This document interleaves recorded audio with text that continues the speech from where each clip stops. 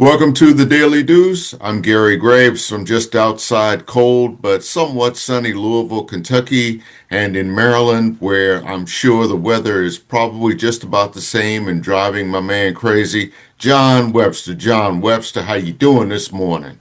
Gary, man, how you doing? I'm doing real good. You know I hate this weather, man. This morning I got up and went out and it was 22 degrees, man. That means layers upon layers upon layers upon layers of clothes. That's just not me, man. Mm, But hey, we get through it. But another great week in sports. We got a couple subjects we're going to kick down the road and talk about. hmm A couple interesting subjects. As we always do, we want to say hey to John Pitt, still making a great recovery. Hope he continues on that path. Yeah. Welcome. Gary, Come on back, John. Gary, normally we start off each of our shows that we've done through football season. We start off talking about the NFL first. Today, you called an audible, and I agree with it. We're gonna talk about the NFL second. We're going to start today's show off and we're going to talk about NCAA football and the college football playoffs. All I have to say is three words: wow, wow, wow. Gary, go Yep. for it. Yeah. That's it. Now, I have no problem with the top four seeds at all. I'm gonna say that. What I guess to use your term, what kind of burns my spurs about it um is Gary, how get it right. Burns a hole in your spurs. burns a hole in the Spurs. Yeah, I've got a term that's NSFW, but yeah, I like yours better. Um, definitely safe for family. My biggest problem, and well, before I get into that, is I do love the fact that James Madison and Tulane are in it, that like group of five schools are part of the process, have a seat at the table, however you want to describe it. Um, and again, they'll have to prove it, much like Indiana will have to prove its overall number one seeding that they earned, that the Hoosiers earned with a victory that made me, as an Ohio State fan, just say, one, this team is tough, and two, what in the world is wrong with Ohio State at times when they can't even score 10, well, in this case, 11 points in a winnable game. It's not about the kicker missing a field goal. It's just about where this offense is and where you want to go into a playoff, thinking that you can win another championship, only scoring 10 points. That's another discussion. But my biggest problem, John, has to do with Notre Dame. Now, I am not the same type of Notre Dame fan that you are. Um, I believe in tradition in a sense, and we've gone back and forth about Notre Dame and whether they're deserving, whether you think they're deserving versus maybe Alabama. And I tend to side with you in thinking that Notre Dame belonged in this playoff. And my biggest problem is that the committee lied to Notre Dame. They lied to the public about the Miami loss not hurting them back in August. Early season loss came back to bite Notre Dame, and that's what the committee apparently seemed to cite in flipping the order with Notre Dame and Miami in the not only in the rankings, but really in leaving the Irish out of the playoffs, and of course the Irish and the administration basically just said, thanks, but no thanks on these postseason games. And I don't blame them. I don't blame Kansas State. I don't blame Iowa State. They've got coaches to hire and more important things. And I know what they say about extra practice and the players, getting a chance at that. Um, but I think in all three cases, they looked at the bigger picture. And Notre Dame players have nothing to worry about. They know they have nothing to worry about their NFL prospects. that may or may not be affected by a meaningless exhibition game in December in some flung place. Whew, man, I have to watch it sometimes.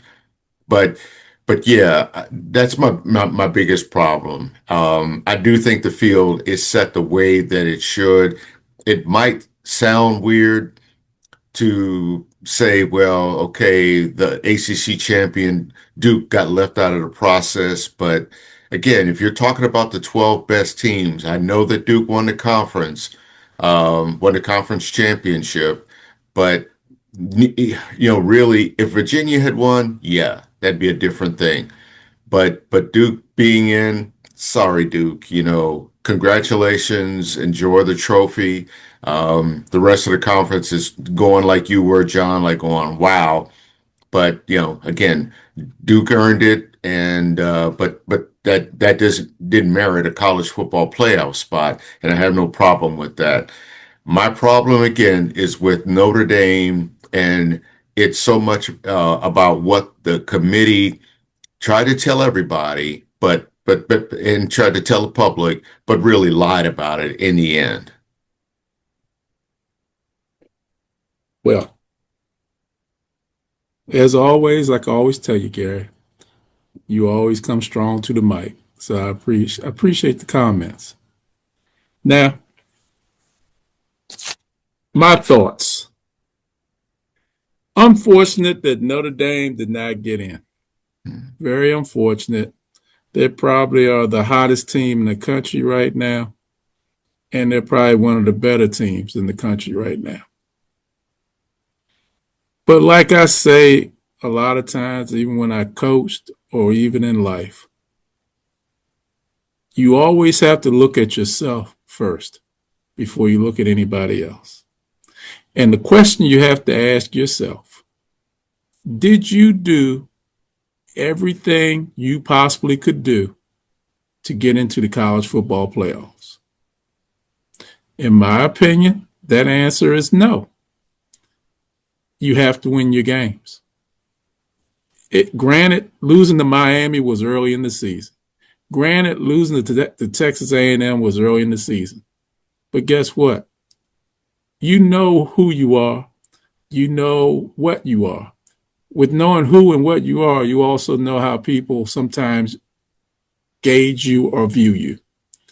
You can't leave decisions in other people's hands. You have to take care of everything that you are supposed to take care of. Winning one of those games or winning both of those games, you and I aren't having this conversation today. We're talking about the Commanders getting beat 31-0. But that's another subject we'll talk about a little bit later. But anyway, um, we aren't talking about Notre Dame. They're in there. Now, is it unfortunate what happened? Yes. And I don't minimize your comments about the committee, Gary. I understand what you're saying. But you also have to know what you're dealing with, and you have to do everything you can to keep it out of a committee's hands, or when you're on the field or on the court, to keep it out of the referee's hands. You need Yeah. to control your own destiny. Now, I will say this. Like anything in life, and not because of Notre Dame, but does the playoff committee need tweaking? Does it need to be adjusted somewhat? Sure. Um, you have to find some consistency, and you have to find a way to make things add up all the way around. I guess a question people have is, how does Alabama lose and stay in the same spot they are? But how does BYU lose and drop down a spot? Basically flip flop with Miami. Those are questions. But again, I go back to what I said at first. If you beat Texas A&M or if you beat Miami, those questions, the last questions I just asked, are irrelevant because you handled your business and they can't take it away from you because you did everything you could. Yeah. You know, Texas A&M game, they lost 41-40. The next week, Marcus Freeman started spending a lot more time with the defense because it was Chris Ash's first year as a defensive coordinator because Al Groh went to become the defensive coordinator of the Cincinnati Bengals. That next week, the defense started to improve. And through the rest of the season, that defense began to improve. It was growing pains. Yes, Chris Ash is new at this position, and the players were new to him and new to each other. But I guess a question that I would ask, if Marcus Freeman goes a week earlier, not after the Texas A&M game, but the week of the Texas A&M game, maybe they win. And again, we are having this discussion. I'm not blaming Marcus Freeman. I still think he is one of the best coaches in the country. Wouldn't trade him for anybody in the world. I think he's that good. But like I said, me, a lot of times I try to look at what you did, what we did, and did we do everything we possibly could do? You know, is the system flawed? Sure it is. But Gary, I'm going to tell you this. I'm going to tell you a secret. I don't know if anybody else is listening. But I don't care whether you go 12 teams, 18 teams, 24 teams, 36 teams. Somebody's going to have their feelings hurt and somebody's going to be left out. I don't care how many, as long as you have a system like this where it's humanistic what you're dealing with. You're dealing with human beings making a decision and trying to be objective when they are sometimes subjective. So those are my thoughts. Rough that it happened another day. I think, honestly, the way they were shaping it up, if Notre Dame had gone, they will play Oklahoma the first round. And Gary, you know me. Dante knows me too, as well. I'm always a naysayer. I'm like, man, I'm not looking forward to going to Norman or College Station. I really looked at Norman and going there to play Oklahoma. That was a win. I felt good about it because Oklahoma's offense is inconsistent and they don't have a real strong passing game. And Notre Dame's secondary could handle what Oklahoma had to offer. They would have shut Oklahoma down. They would have beat them. And if they had gone to College Station and played Texas A&M, in my heart of hearts, if they had been a 10 seed and gone there, I think they would have beat Texas A&M too. I think they would have had Texas A&M's number this time.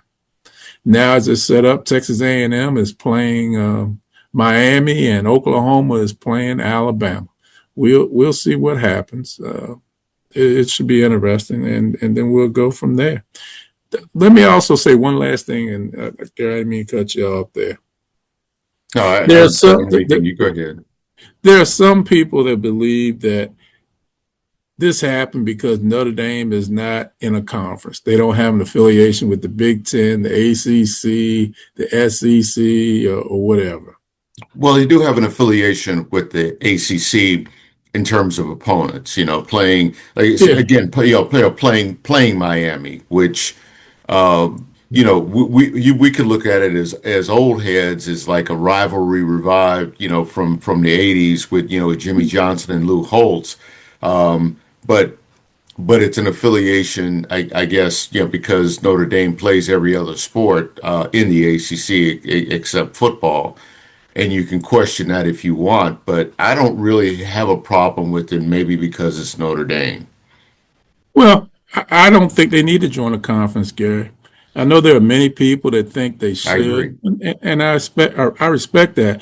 But if you're familiar with the tradition and the history of how Notre Dame became an independent and why they are an independent and how they started games against Army and USC, if you understand the history, and if you don't, I have a collection of about 10 or 15 books in my house I can give to you to let you read about the history and understand why Notre Dame is an independent and why I don't think this, even if they're independent, it still doesn't solve the main problem in my mind that happened.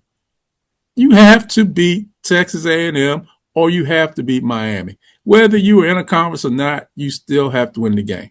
But back to what I originally said, they don't have to. I don't think they need to join a conference. It's too much tradition and too much history. But I digress, Gary. That's my thoughts. Yeah. Um, yeah. My big problem um, I will always uh, have with the committee, and you're not going to believe this, John, because I am saying this from SEC country, that the committee really needs to get over their love affair with the SEC, particularly with Alabama. And, again, if you try to insist that it's about how you're playing now as opposed to how you're playing then you leave Alabama out of the equation altogether. When you get beat by 3 touchdowns in a conference championship game, and everybody in the country basically thought they were playing for their playoff lives, and they go and get drilled by Georgia, which is a team to watch, in my opinion, in the playoffs, and you still include them, then all that other stuff is garbage that they tell you about. It's how you're playing now as opposed to how you're playing then. What? How many games? Let's see. What Notre Dame? What won 10 straight coming Correct. into this? How much? Correct.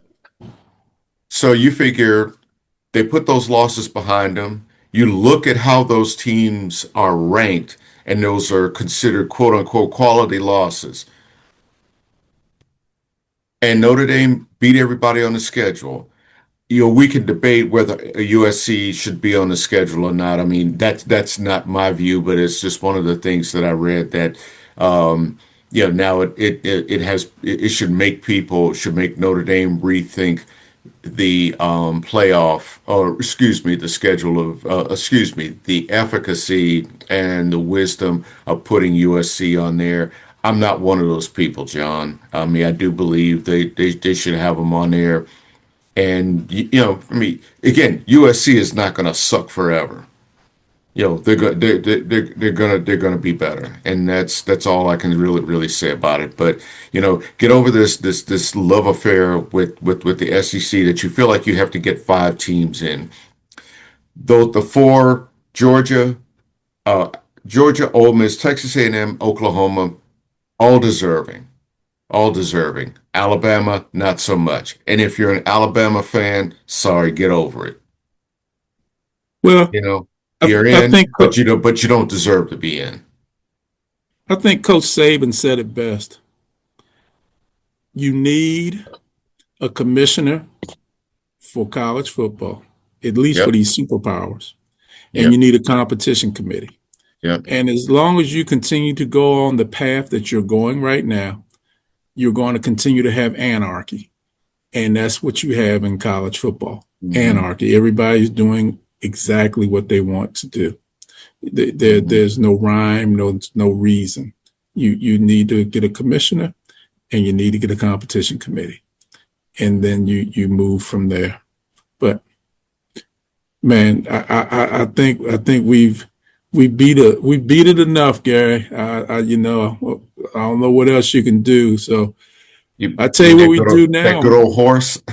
Yeah, we done worn that horse out, man. So let's turn our attention for a few minutes to the NFL, man.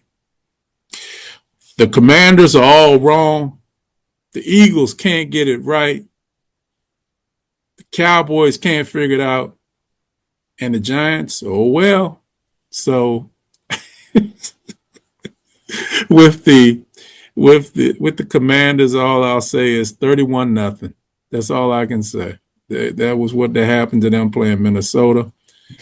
It's this game for them is the only game that I've seen them this year where offensively, defensively, special teams, coaching, fans, they lost in every aspect of the game. I mean, it was just unfortunate, man. I think also with the Eagles, I know what you're saying, Gary, but I'll keep saying it. And I talked to Dante this morning. It still ain't over, man. I can see the Eagles losing 2 more games. I can see the Eagles losing to Buffalo, and I can see them losing one of these games to Washington. I can see it. And the Cowboys need to go 4-0. Now, it's going to be hard for the Cowboys because they got to play the Chargers. They have to play the Giants. They have to play Minnesota. And I forget the other team that they had to play. Commanders, I think this. Yeah. So those are the four games they got. So I need to go 4-0, so they would end up being 10-6-1, and the Eagles end up 10-7. We can see the Giants, they're in the same car with the Commanders. They're just trying to get to the finish line. What do you think? Um, John, I agree with all of the above. Trying to break it down, like I mean, last night watching the Eagles lose to the Chargers, I almost said San Diego.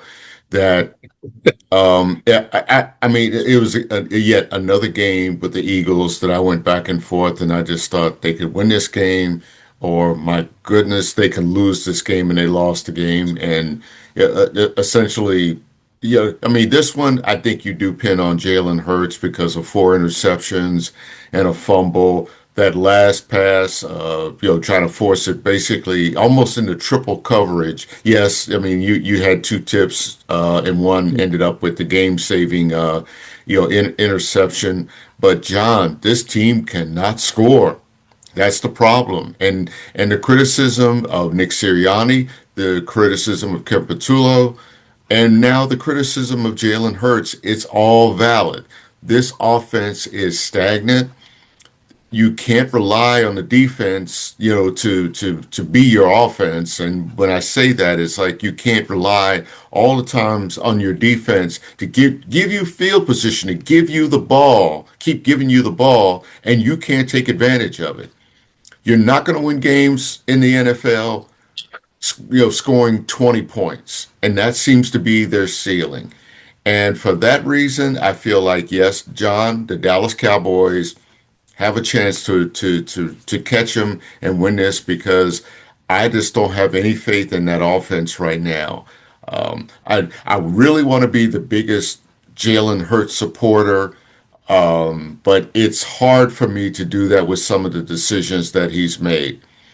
Benching him is not an option. I don't want to hear it. I know everybody says, yeah, maybe he's be benched. No, no, no, no, no, no, no, no, no, no. This guy won a Super Bowl for you.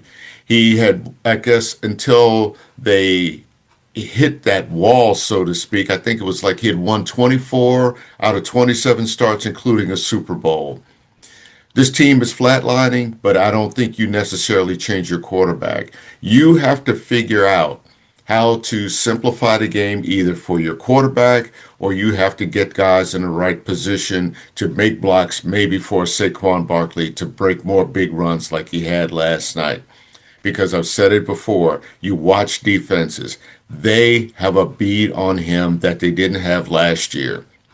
And in a sense, they have a beat on Jalen Hurts that they didn't have last year, whether it's running or throwing. I can say the same thing about how teams play Lamar Jackson in the AFC. And that's why they continue to struggle. But the Eagles, they really got to get it figured out because this team is looking like the team 2 years ago that lost in the first round and to by Green Bay Packers, if I believe, yeah. But Was it Green Bay or was it Tampa Bay? no, Tampa Bay. I'm sorry, yeah, Tampa Bay. Oops, wrong Bay. That's right. I think yeah, they beat Green Bay, but yeah, but lost to Tampa Bay.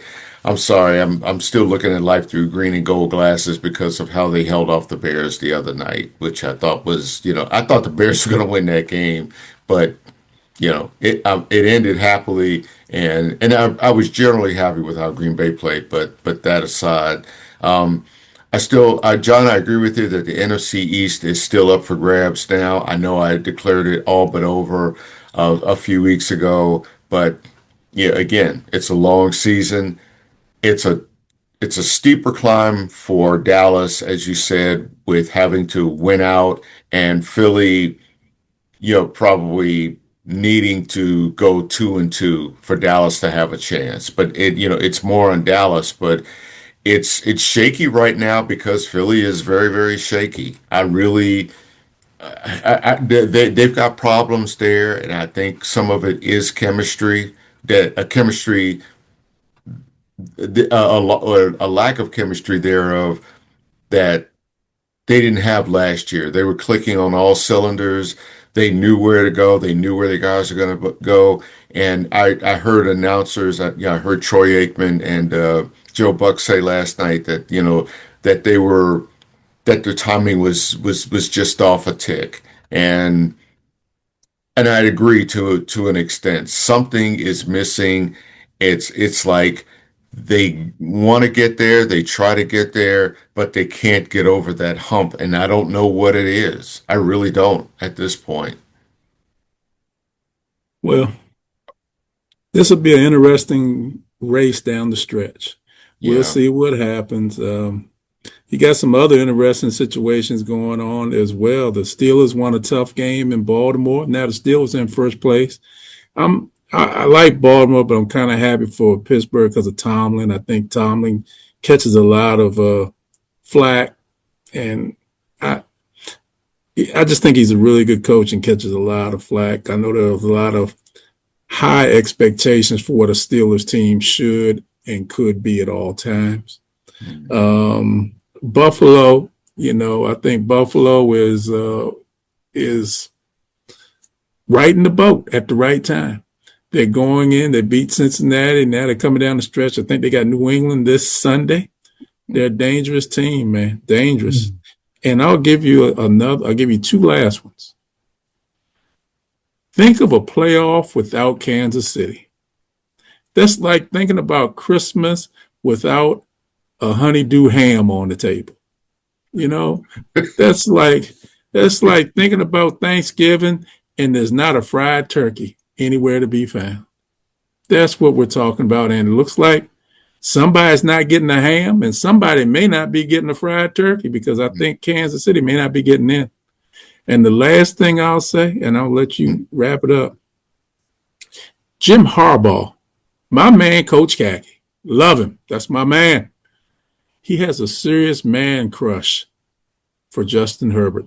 He said that last night.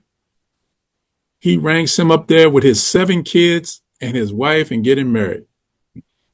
So, I mean, hey, you Um, know, Or, or, I'm glad I fell asleep before I heard that comment because my reaction would have been like, "Whoa, coach, pump the brakes."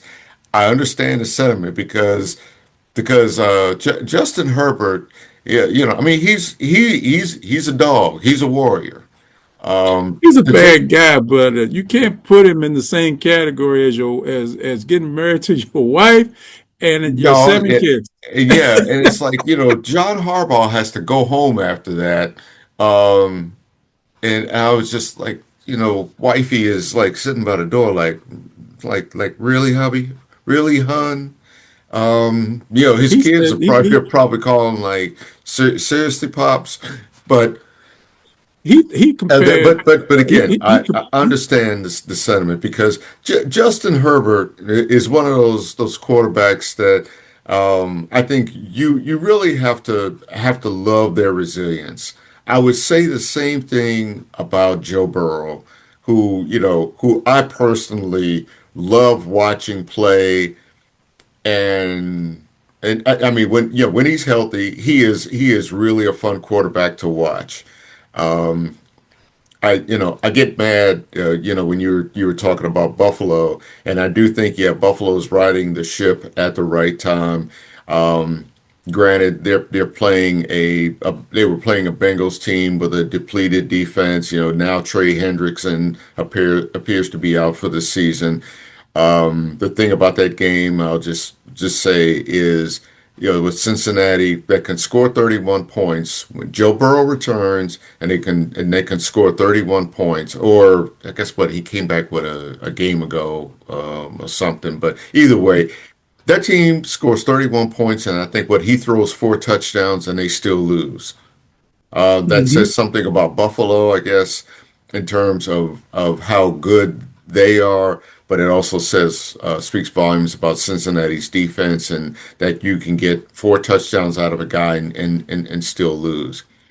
Pittsburgh, The problem with Pittsburgh and really in a division is you don't know what Pittsburgh team's going to show up from week to week. I do think it favors the Steelers just because they got out a win in Baltimore, and Mike Tomlin seems to be able to get it done with teams that really have looked shaky the last few years.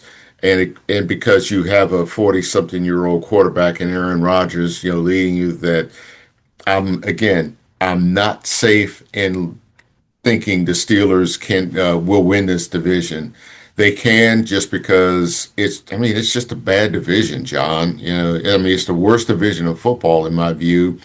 Even if Baltimore is better, the upside more is, I think, for Baltimore. Yes, they're 6-7, and they can probably win at least three of their next four games. They play Cincinnati next, and hopefully, I think that game is in my backyard, and I'm thinking tickets are kind of affordable. But anyway, um, I still think. As for Kansas City, yes, we have to look forward to a playoff without Kansas City, and I think the magic is done there, and it happens with a lot of Super Bowl champions, even after a successful run like they've had. I think you've got to really reset, and you see a team that's getting older, not old, but older, and Mm-hmm. nobody's afraid of them. Patrick Mahomes, I still think is one of the best quarterbacks in the league, but Mm-hmm. that team really can't move the ball that well. They're not formidable. And I think, in a sense, their weaknesses were exposed in that Super Bowl. And teams are really, really seizing upon that. They need to do a reset after this season, no matter how it shakes out. They need to do a reset. Um, and it could mean, like what you said about the Commanders, that the Commanders could have a worse record and be a better team. Well, no, they have a worse record and they're a worse team. But yeah, I won't even well, no, I'm not gonna say I won't get into that. I'll just finish with Kansas City and say, yeah, it's likely because teams such as Denver and San Diego, excuse me, the LA Chargers are much better. Their teams, like say the AFC North could place two, maybe three teams in the in the playoffs. Mm-hmm. Yeah, yeah. Well, I'll say place two teams.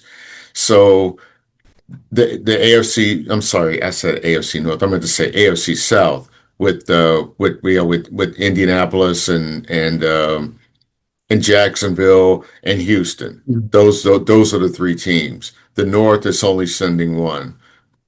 The East might send two because you can't overlook the Miami Dolphins now. They're 6-7 and they're playing much better. So, again, that's one of the things as we look forward to another fine week in sports, John, that, again, a 17 game season it seems like it can go forever, but here we are in December and, hitting the home stretch and nothing is really decided. There are teams that are hot and there are teams that are not, but the teams that are hot, again, they could hit a wall too and everything could change. But the NFC East is up for grabs, I believe, at this point, unless Philly figures it the heck out.